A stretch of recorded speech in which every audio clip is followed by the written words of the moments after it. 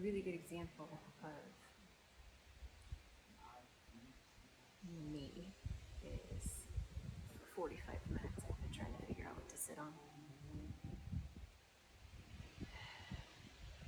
Because the chair, the lounge chair that I sit on, I'm tired of lifting up and down on and off my porch.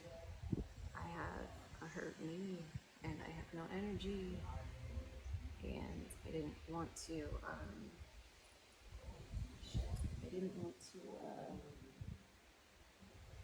lift it up here, and so I have been trying to figure out what to sit on for about 45 minutes. But hurry, let me go do my job.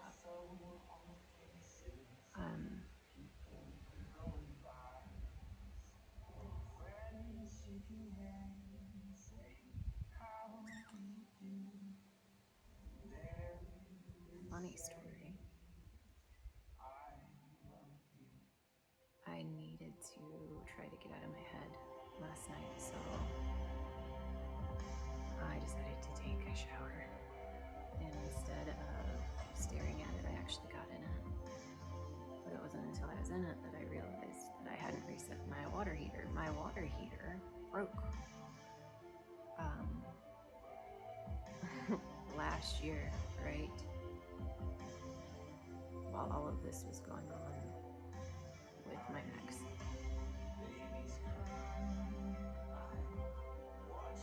I don't want to get stung. And if I want hot water, I have to unplug it and replug it and hope that it heats up enough to run the dishwasher or take a shower or whatever. And I forgot. So I got in the shower and realized too late that it was very cold. So I took a shower and it was awful. I actually stood there long enough until the water felt warm because I had started to go numb to it. And then I took a trazodone like I normally do since December, and the night before it didn't knock me out at all. And so last night I gave it about an hour and a half and it didn't knock me out, so then I took me another one. And I fell asleep for a bit, and then I woke up soaked in sweat and tears. And fucking took another one.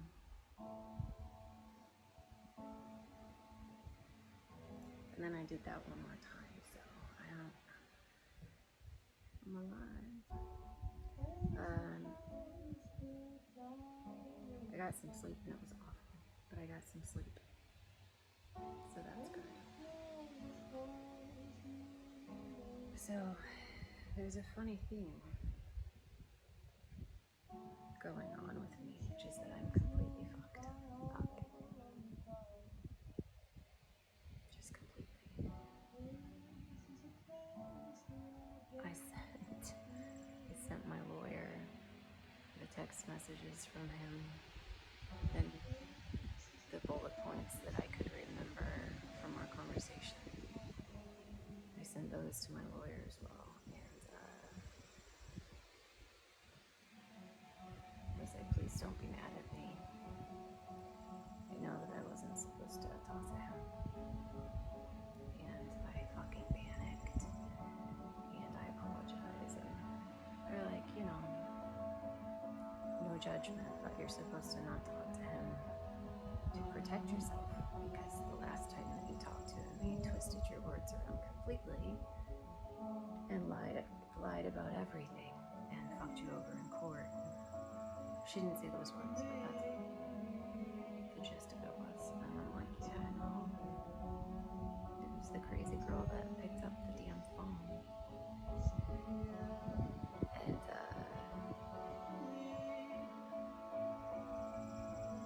I had really been doing good.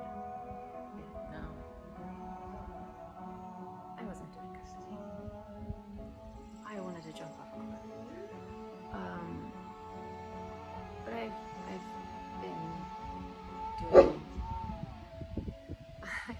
doing better than I had, 5 months ago.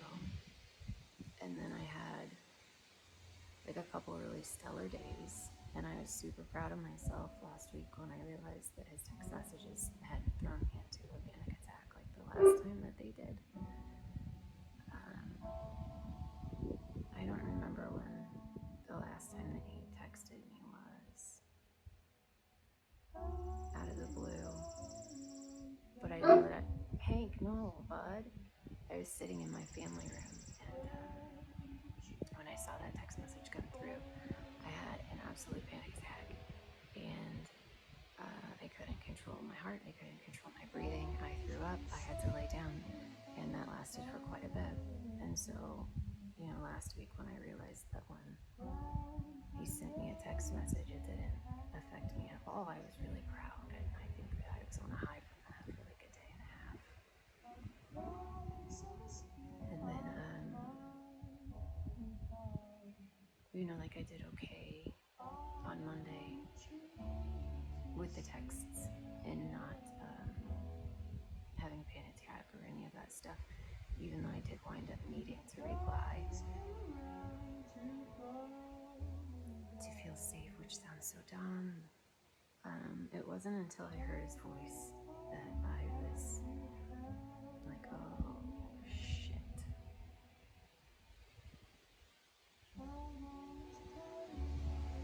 And so when I say I have had some dreams in the last many hours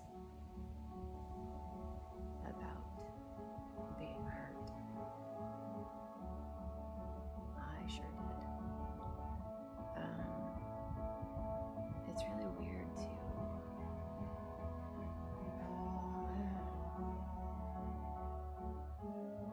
be experiencing this, and I guess to try to explain it. I'm trying to explain stuff so that I can help myself work through it, and then, eventually when I do what I do here, I can help other people work through it.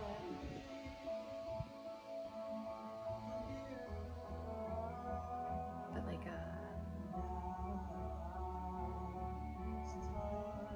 his voice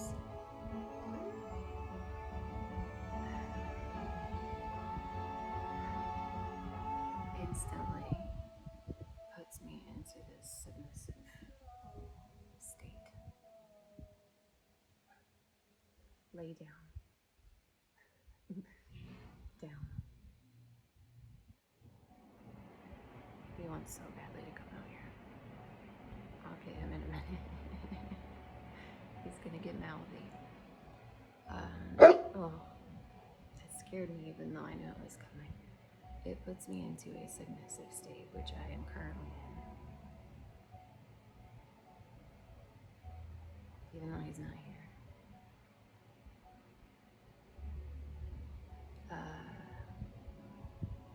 And I instantly am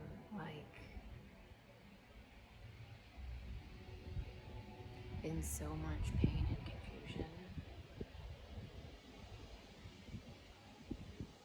that the only person that can help me is him.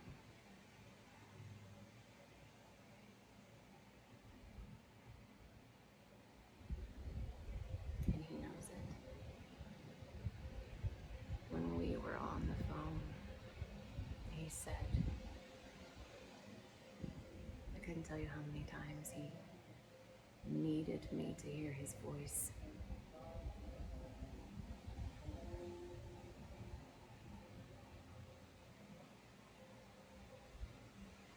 Because he knows what it does to me.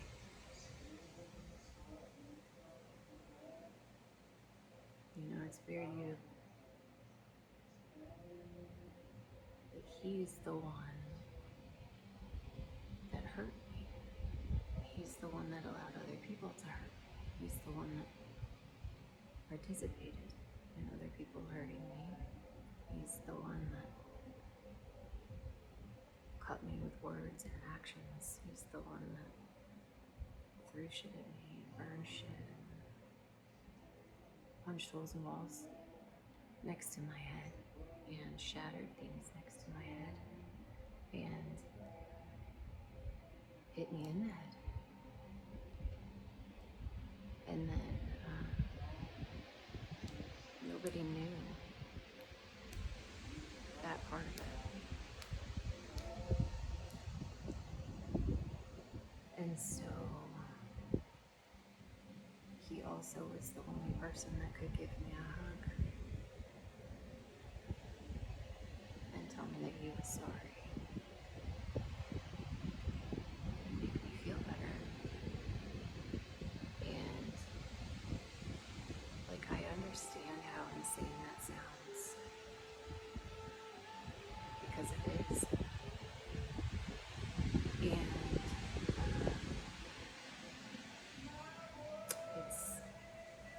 it's also the truth, you know, like,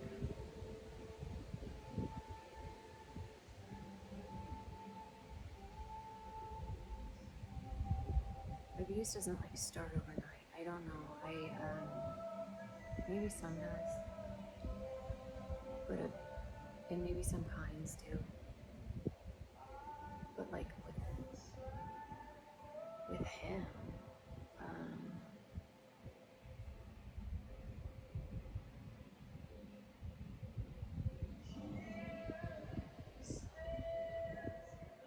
the mental stuff was going on before we got married, even though I didn't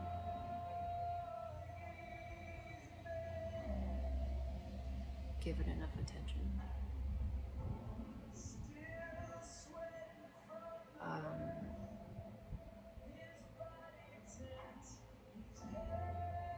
But right after I accidentally married him, and put him on my home and had a few $100,000 of my mom's money tied up in the home because he had lied about having money to put in with me, which was the whole reason we got married.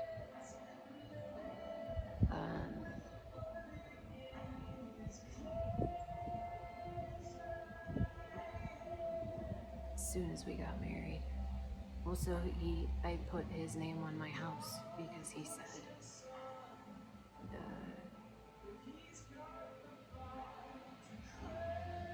that he's the man of the house and his name needs to be on the house and a whole bunch of other shit and whatever. And I, like, that's so embarrassing to say out loud, but it happened, and that's part of the story, and I'll talk about it more later. But I was under the impression we were going to be together forever, and that it was going to go different. And so right after we got married and he had his first major episode, and that was the first time that I actually was scared of him. It had already been getting bad since right after we got married, but once money was tied up and he was threatening to take half of my mother's money, all of that shit, that's when stuff really started to escalate with him.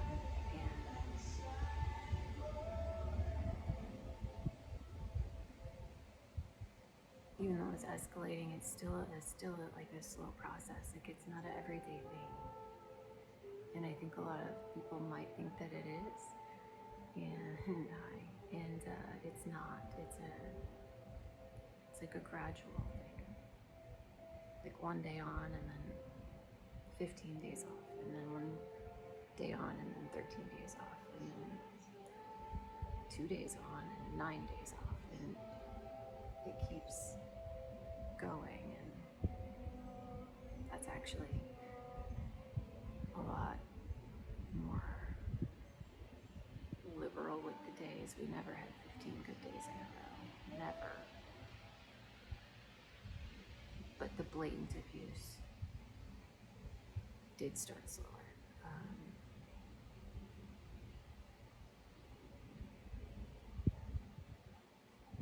But I learned that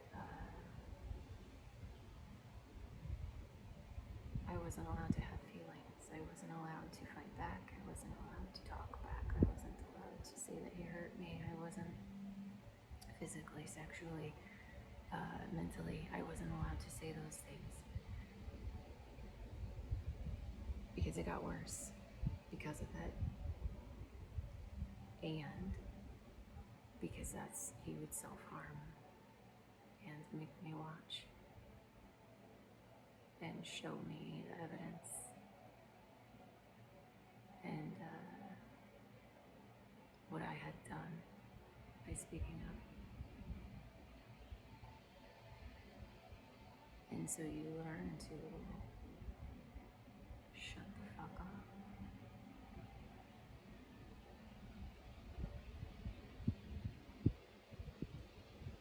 And it's so much more intense than that. I need to speak to that a little bit more. I'm actually probably gonna restart this and speak to that more.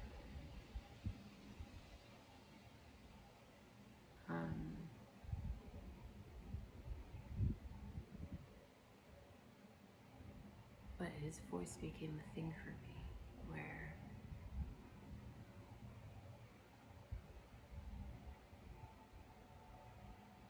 it terrifies me, and or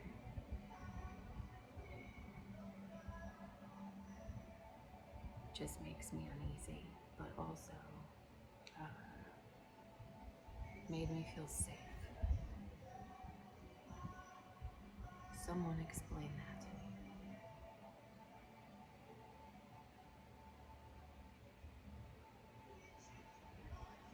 I'm gonna try to make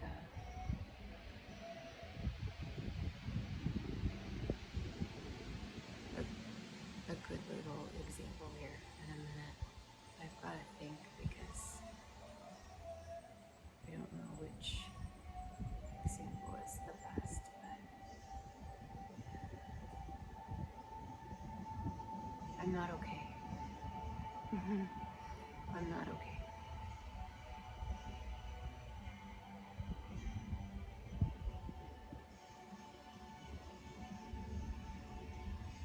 I want him to come home. I don't want him to come home. I want him to come home.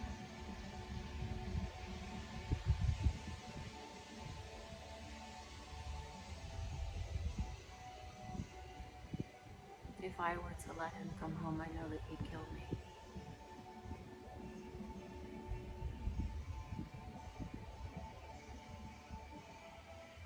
And I want him to come home. I want to call him. I want him to make me better. I want him to tell me that it's okay. I want him to tell me that everything that he did is just a dream.